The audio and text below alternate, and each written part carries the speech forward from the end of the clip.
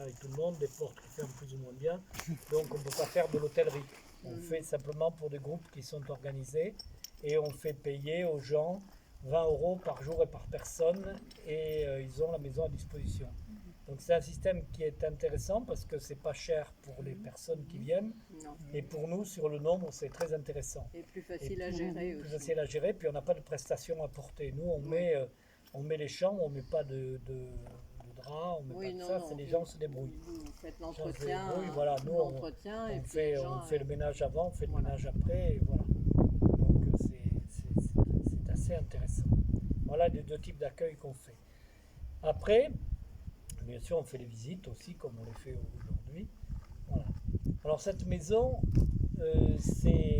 vous avez vu qu'au départ, en tant que forteresse, c'était pas comme c'est aujourd'hui. Il y avait des tours qui étaient des tours à meneaux, qui ont été détruites pendant la période révolutionnaire, puisqu'il y a eu un ordre de démolition du château. On a d'ailleurs toujours dans les archives cet ordre de démolition qui émanait du tribunal révolutionnaire de Saint-Maximin, qui donnait ordre à la marquise de commencer les travaux de démolition et lui donnait 20 jours d'ailleurs pour s'exécuter. Et donc c'est une entreprise de Barjol qui est venue faire les travaux. Ils ont commencé par démolir cette tour, on voit après les reprises de maçonnerie, et puis ils ont commencé à démolir derrière l'autre tour, et ils se sont arrêtés parce qu'ils ont eu peur que ça écrase le village. Donc on a dans les archives la lettre de commande, et puis on a la lettre de l'entreprise qui dit qu'ils arrêtent, qui dit à ce même tribunal révolutionnaire, on arrête les travaux parce que ça présente un trop gros danger pour le village. Donc c'est ce qui a sauvé cette maison, qui a été après la Révolution. Ils ont repris les tours, notre arrière-arrière-grand-père, et ils les ont finalisées comme elles sont aujourd'hui avec les créneaux. Voilà. Et ce plaquage de pierre de taille que vous voyez là, ces pierres de taille que vous voyez là, ça a été fait en 1650 par Pierre de Laurent, quand il a racheté la maison, enfin lui et ses successeurs. C'était des murs en torchis, hein, et donc c'est les pierres qui ont été plaquées sur les murs en torchis. Et ça a été un très joli travail parce que vous voyez, ça n'a pas bougé depuis. Oui, on travaillait bien à l'époque. Oui, oui, oui, oui. Et là, vous avez les Laurent, quand ils ont acheté ici, ils n'y ont jamais vécu à l'année. C'était un lieu de villégiature. Et après, ça a été les Boisgelins, mais c'est la même famille. Hein. En fait, c'est Pierre de Laurent, un peu avant la Révolution, c'était toujours au Laurent, ici, au moment de la Révolution, et un peu avant, c'était Marie-Adélaïde de Laurence, qui était une arrière-petite-fille de Pierre de Laurent, qui était propriétaire d'ici.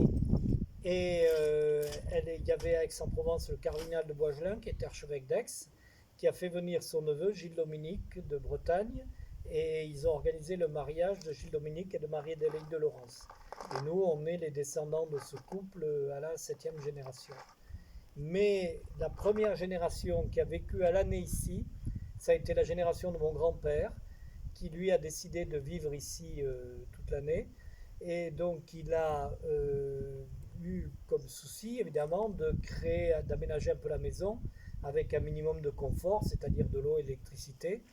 Alors pour l'eau, qui a toujours été un problème à Saint-Martin, parce qu'ici c'est un coin très sec, contrairement à Varage, à Riance, à Barjol, où il y a beaucoup d'eau, ici il n'y en a pas.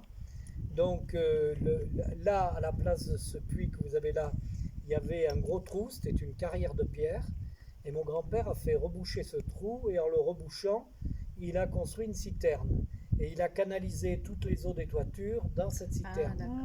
Et après, il a mis un moteur en bas de la citerne qui pompait l'eau et qu'il a monté dans des réservoirs qui étaient sous les toits. Et après, par gravitation, ça alimentait les différents points d'eau qu'il a pu faire dans la maison. Et ça a fonctionné jusqu'en 1970. C'est qu'en 1970 qu'on a eu l'eau courante ici. Nous, toute notre enfance, on buvait, on se lavait avec l'eau de la citerne. Ma grand-mère venait, quand on arrivait en vacances ici, elle mettait des pastilles dans la citerne pour purifier l'eau. Ça ne purifiait pas grand-chose, mais en fait, ça ne nous a pas empêché de vivre. Voilà. Le pigeonnier que vous voyez, c'est un pigeonnier qui a été construit en même temps que le parc.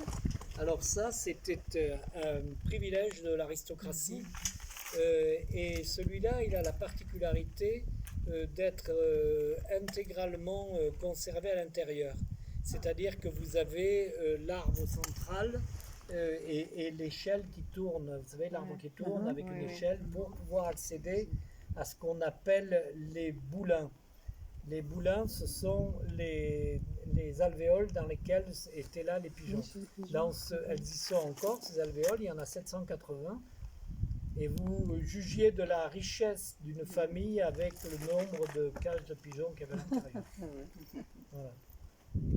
Et ce pigeonnier, normalement, on aurait pu vous le faire visiter, c'était dans les prévisions. Mais malheureusement, on n'a pas pu le faire parce qu'on a eu moins de recettes que ce qu'on escomptait avec l'histoire du Covid. Donc il n'a pas été restauré. En principe, il le sera l'année prochaine. Et qu'on refera la façade et on sécurisera un peu les accès. On reviendra voir le pigeonnier. Ouais. Non, mais ça vaut le coup. Hein. Ah oui, Ça vaut le sûrement. coup. Voilà, que vous dire d'autre? Oui, les allées. Vous avez l'allée Cavalière, vous avez l'allée des Buis et vous avez l'allée du Nord. Alors, cette allée du Nord, vous pourrez vous y promener si vous voulez. C'est une allée qui est en chantier actuellement. On est en train de la refaire parce qu'elle était en train de s'effondrer, parce qu'elle repose sur des voûtes qui font 7 mètres de haut, des voûtes en pierre, et qui étaient complètement explosées par la végétation, parce que ça fait des années qu'on est et ça a poussé, qui s'est emporté des pierres. Donc là, on a tout déraciné. Ça a été un gros travail.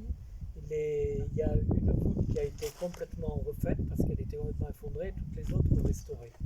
Et on fait ce chantier, ils y étaient tout à l'heure encore là, et on fait ce chantier avec les apprentis d'Auteuil. Ah, c'est bien. Voilà, ça fait 1 an qu'ils y sont dessus et je pense que c'est encore pour une bonne année. Voilà. Et puis quand ils auront fini là, il y aura sûrement d'autres choses. Voilà, parce qu'ici ça n'arrête Bah, pas. c'est sans fin, oui, j'allais vous dire, c'est sans fin. Ça occupe. Par Par exemple, jamais